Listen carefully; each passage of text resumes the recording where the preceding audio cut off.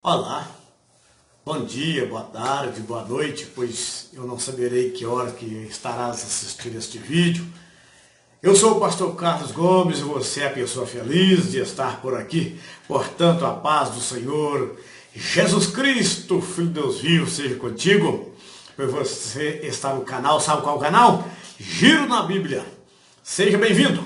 Se não é inscrito, se inscreva, ative o sininho, deixe o seu like. Fazendo assim, você nos ajuda ou ajuda esse canal a cada vez mais ser visitado por internautas, simpatizantes, assim como você. Ok? Maravilha! Graças a Deus estamos aqui. E hoje eu quero abordar um assunto, mostrar uma forma que temos a Bíblia hoje na mão. A Bíblia, a palavra do Senhor, que foi uma labuta, né? Nossos irmãos. Eita, achei o escrito na nossa mão. Foi uma labuta tremenda. Sem mais oba-oba, vamos à vinheta. Vamos para o vídeo. Vamos à leitura da palavra de Deus, que está registrado no livro do Apocalipse, no capítulo 1 e versículo 19. Escreve as coisas que tem visto, e as que são, e as que depois desta hão de acontecer. Veja bem, como Deus, no Salmo 31 e verso 5 diz assim: o Deus da verdade perseverou ou preservou a sua palavra, ou seja, a Bíblia. Mas como ela chegou até nós, essencialmente como está escrito em nossas mãos, já que Satanás, o inimigo da justiça divina, o inimigo da verdade, tentou adulterá-la, destruir ela de toda quanto é forma. Veja Mateus capítulo 13, versículo 39. Olha como diz o texto: o inimigo que semeou é o diabo, e a ceifa é o fim do mundo, e os ceifeiros são o quê? Os anjos de Deus. Aleluia. Parte da resposta está no comentário feito pelo professor titular Robert, feito, seja, um dos escribas hebreus, chamado Massoretas, ou preservador, o guardador da tradição, como você quer entender. Não, e veja que isso não é reconhecido como deveria, hein? É desse jeito. Esses escribas anônimos copiaram o livro sagrado com desvelo, miraculosidade, procurando ali, com carinho, embora a maioria desses copistas continue anônimo. O nome de uma família maçoreta ficou registrada claramente, bem Azer. Que sabemos sobre eles e sobre os demais maçoretas. O que nós sabemos deles?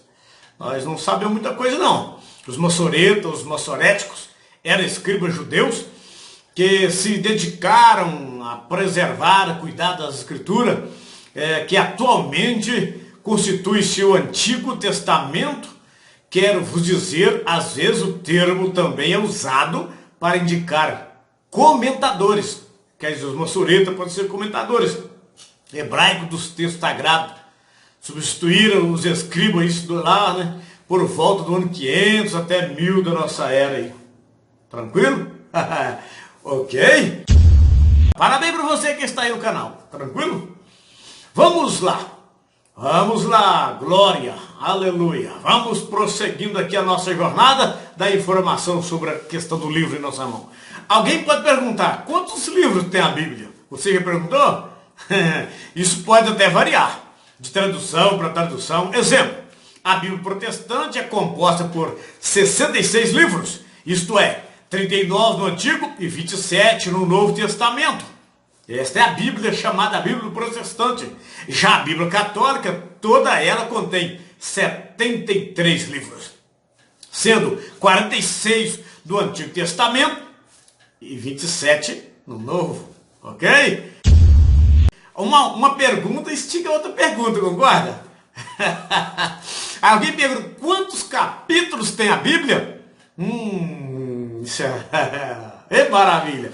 A Bíblia contém exatamente 1189 capítulos, pois no Antigo Testamento consta-se 929 capítulos, seguido de 266 capítulos no Novo Testamento, Oh, aleluia! Oh, aleluia! Esses dados são mais difíceis de variar entre as Bíblias dos protestantes, já que a Bíblia católica, ela tem o quê? 7 livros a mais, que contém 1330 capítulos. Mais uma pergunta: quantos versículos tem a Bíblia? Ai, maravilha! Aqui está a grande diferença entre as Bíblias dos protestantes, sabia? Existem muitas versões, em cada uma se prestam um número de versículos, mas, em geral, a base é de 31.102 versículos. Esta é a base, mais ou menos, fica intermediário, né? Já a católica, como expliquei anteriormente, isto por conter 7 livros a mais, tem 35.527 versículos, tá vendo aí? Segue algumas Bíblias protestantes que alteram os versículos. Dá uma observada. Você deve ter essas Bíblias na sua casa aí, você pode conferir. A Nova Tradução, na linguagem de hoje, por exemplo, tem 31.103 versículos. A Bíblia King James tem 31.102. Sabia disso? Você deve ter essa tradução aí. A Almeida Revista e Corrigida, 31.105 versículos. Você pode conferir e contar assim, 1, 2, 3. Conta aí pra você ver.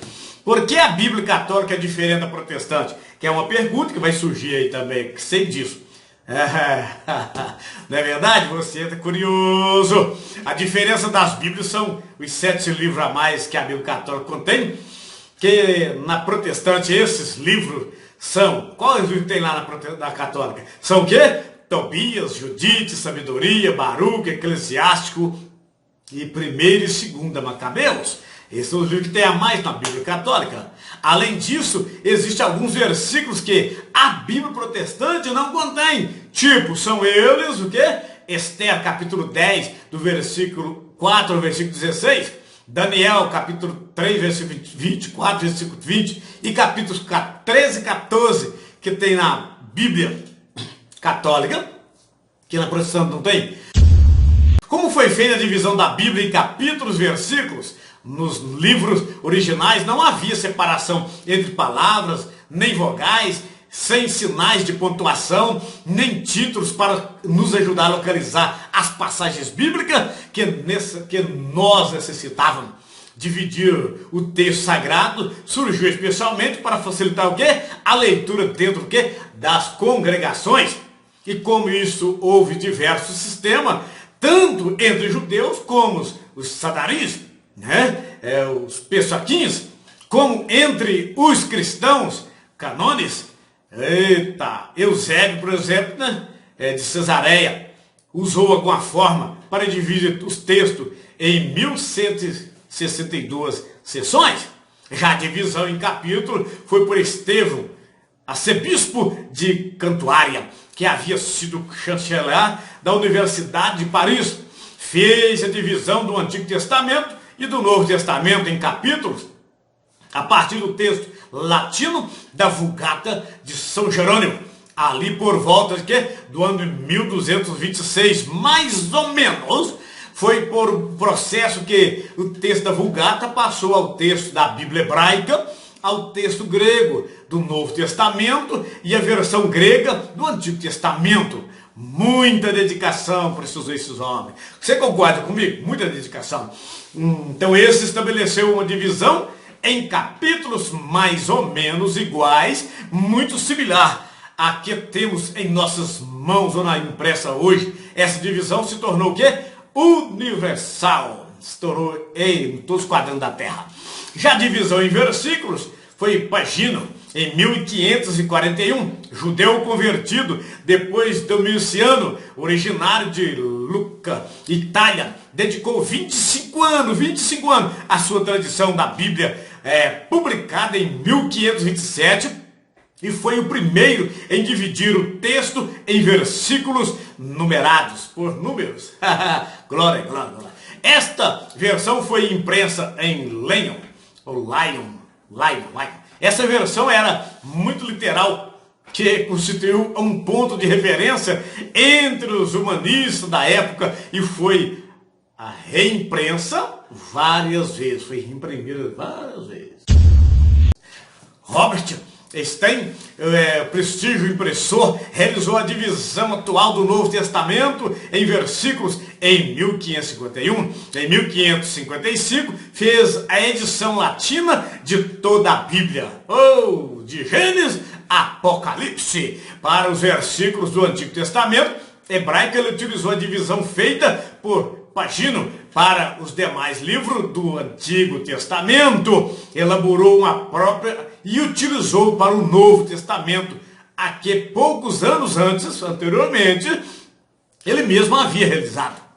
Tá tranquilo? Então é assim que essa escritura foi se formando e chegou até nós, do jeito que está entre capítulo e versículo. É bem curioso que o recurso de dividir o texto bíblico em capítulos e versículos numerado permite o quê?